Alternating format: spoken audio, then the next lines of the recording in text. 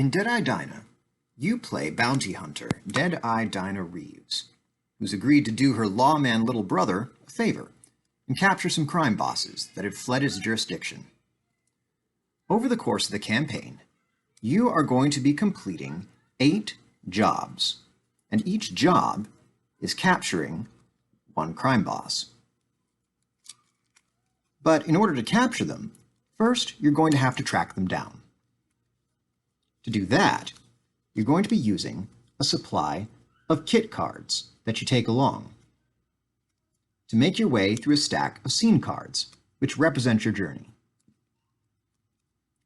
Each scene presents a challenge that you can either overcome by playing kit cards in order to fulfill the conditions, or escape by losing cards from your kit. Now, over the course of the campaign, as you are going through each scene, you may end up losing cards, adding cards as scrap, or even rescuing cards that you can't bear to lose.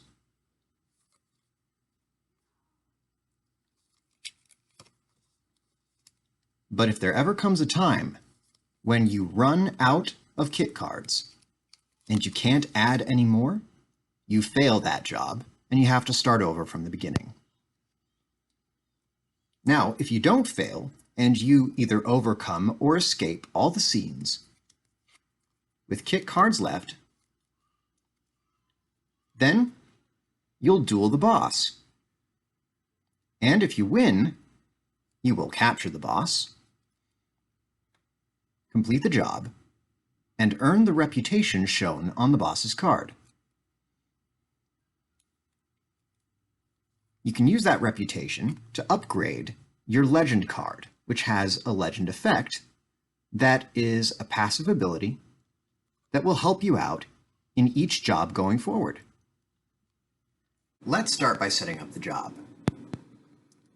First, I'm going to put the legend card, set it aside. Next, I'm going to look for the boss that I want to pursue for this job. I'm going to be showing you Pinch Flaherty, the cattle rustler. I start by setting this boss card aside.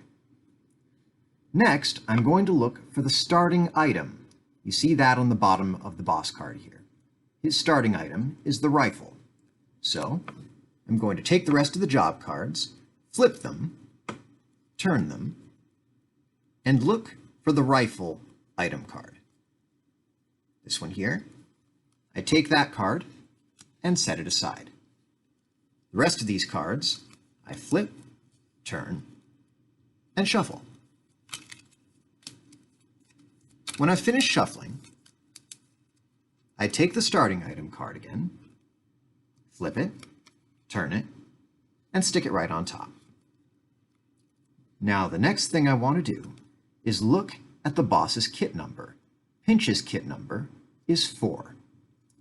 So that means I'm going to take the 4 top cards, 1, 2, 3, 4, turn them, and then take my boss card, flip it, and tuck it between the turned and unturned cards. Then I'm going to flip everything around, fan it out to check it. Okay, those all look right. My kit cards have the item in front of them. I have the boss card here, and my stack of scene cards. Very good. All right, then next I'm going to take my legend card, and I'm going to flip and turn it until I get to my current reputation. I'm going to be showing you Nuisance, which requires 0 reputation. And I'm going to put it right on the leftmost end here with its legend effect showing. So, to get a better look here, legend card with current legend effect, my kit cards, each with a bullet, an item, and a hat, my boss card, fanned to show its boss effect, an effect that applies for the entire job, and my stack of scene cards. All right, I'm ready to play. Now, before we get started, we'll need to know a few actions to handle these cards. First, I can play a card. Just slide it up in my hand, and that lets me know which cards I'm planning to use.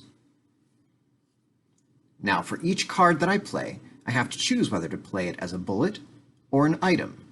If I play it as a bullet, then I can use its bullet range here to shoot matching hats. This 2 through 4 bullet lets me shoot the 2 outlaw, 3 outlaw, and 4 outlaw, 1 time each. If I decide to play a card as an item, then I'm going to look up the item's effect here, and if it applies, then I get a special benefit. Now, if I overcome this scene, I get to add the scene card. To do that, I take the card just as it is, and I put it in my hand with my kit cards, with its scrap side, the side without an item, active, ready to use. Now, for one reason or another, I may end up losing a card, or 2, or 3, or more. Now, to lose a card, you're going to take it out of your hand, flip it so that its left side is blank, and tuck it behind the boss card. I could lose a kit card like I just did, or I could lose the scene card. Now, there's a chance that I might be able to rescue a card from being lost. If I'm about to lose all my kit cards except my last one, then I can rescue one of the cards that I would lose. To do that, I'm going to choose the card that I want to rescue, turn it, and put it behind my legend card. And now, it's a lucky card. My other cards that I was going to lose, I lose. As I'm completing a job, I may run into a peril, a dangerous situation that takes quick thinking to overcome. Now, every peril has a top pair of chances and a bottom row of chances. If I have a card to match each of the top 2 chances, then I can play those cards to overcome the peril.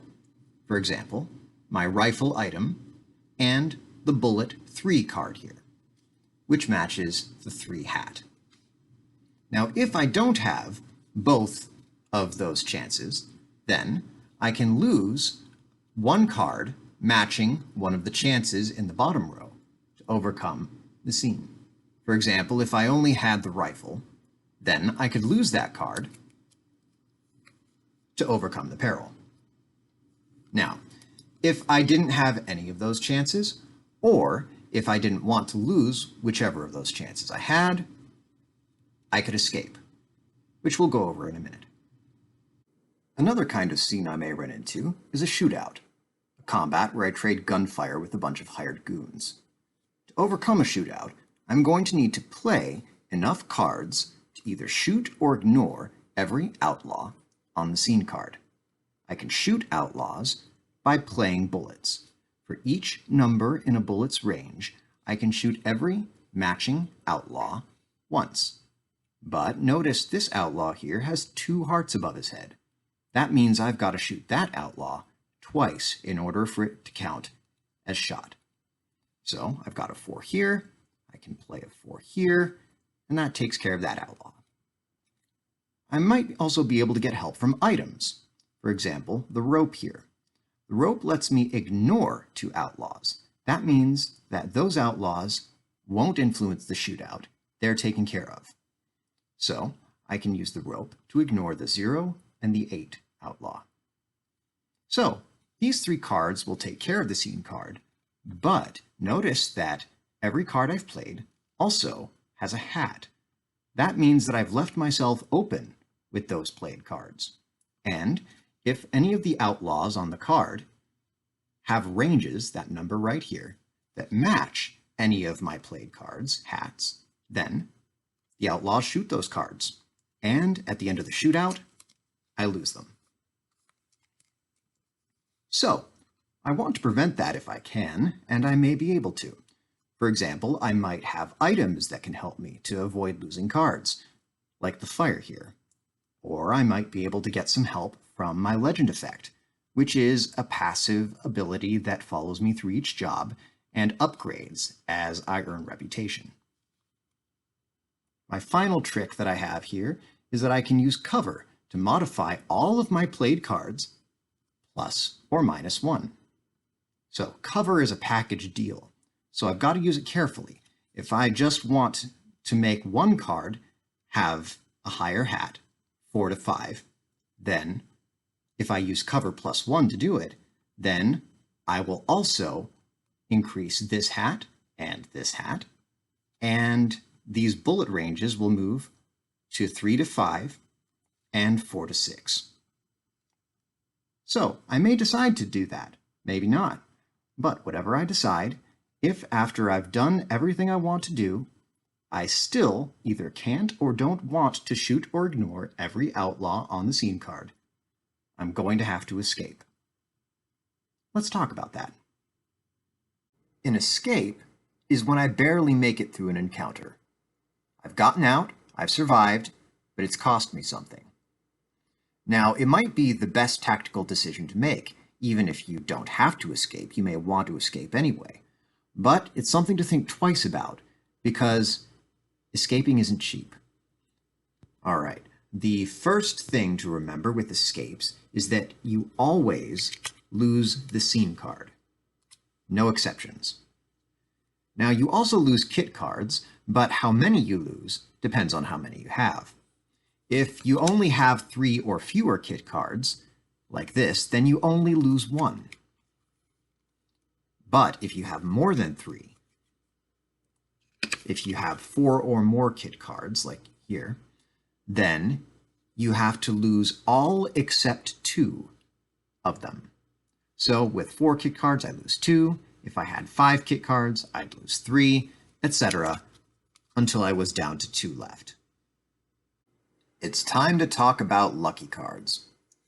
Remember how I told you that if I lose all except my last kit card, then I can take one of the cards that I would have lost and rescue it by turning it and putting it behind my legend card? That card I just rescued is now a lucky card. Lucky cards are great because most of the time they act just like kit cards. I can play one as a bullet if I want to, or as an item if that's available. I can even lose it if it'll help me overcome a peril or if an outlaw shoots it. But remember, lucky cards act a lot like kit cards, but lucky cards are not kit cards. Your kit cards are all right here, between your legend card and the boss card. So, what makes lucky cards different? Well, for one thing, if there's ever an effect, like a legend effect or a boss effect, that mentions kit cards, it doesn't apply to your lucky cards. They're exempt, for better or worse. For another thing, if I lose a lucky card, I can't rescue it. It's gone for good. And finally, lucky cards can't help me escape a scene or determine if I failed a job. Only my kit cards can do that. And lucky cards are not kit cards.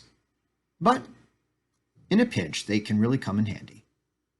I have reached the boss with kit cards left. That means I get to duel the boss. Now, the way a duel works is I am trying to shoot the boss's hat and still have played cards left.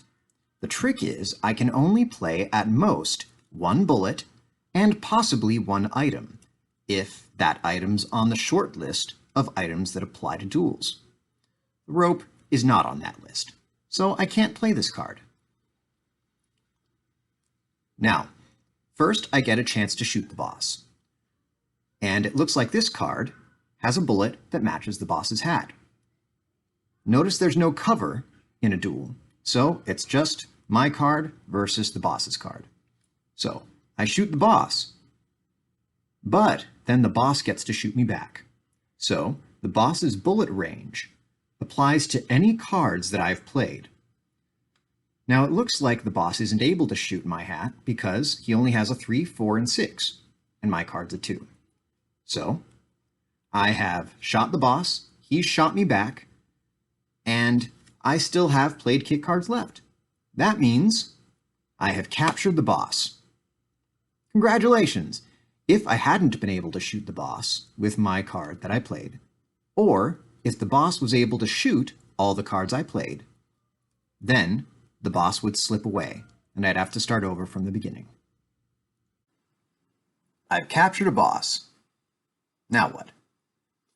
Well, we already talked about earning reputation shown on the boss card, but we haven't talked much about what that reputation is for. See, your legend card has requirements for each legend effect, requirements of reputation. So once I've caught enough bosses to earn me reputation, enough to fulfill a new requirement on the legend card. See, Nuisance requires 0 reputation, but Hellcat requires 4 reputation. Once I've caught enough bosses to earn me 4 reputation, I upgrade my legend. That means I have a shiny new legend effect that will follow me into every job I complete, until I upgrade it again. So I'm going to keep upgrading that legend card as I keep capturing bosses, which will really do me a lot of good in the long run. Thanks for checking out this How to Play video for Deadeye Dinah. If you want to find out more, then you can head over to the game's Work in Progress page on BoardGameGeek, link in the description. And there you can find a designer diary, development updates on the current progress of the game, as well as the files themselves. Those include the cards, which you see here, printed grayscale. They are full color cards, and a phone-friendly rulebook, as well as a rules booklet that you can print out and keep with the cards, a hook box that you can keep everything in, take it with you in your pocket, and a FAQ that you can use if you have more rules questions. Thanks very much, and happy trails.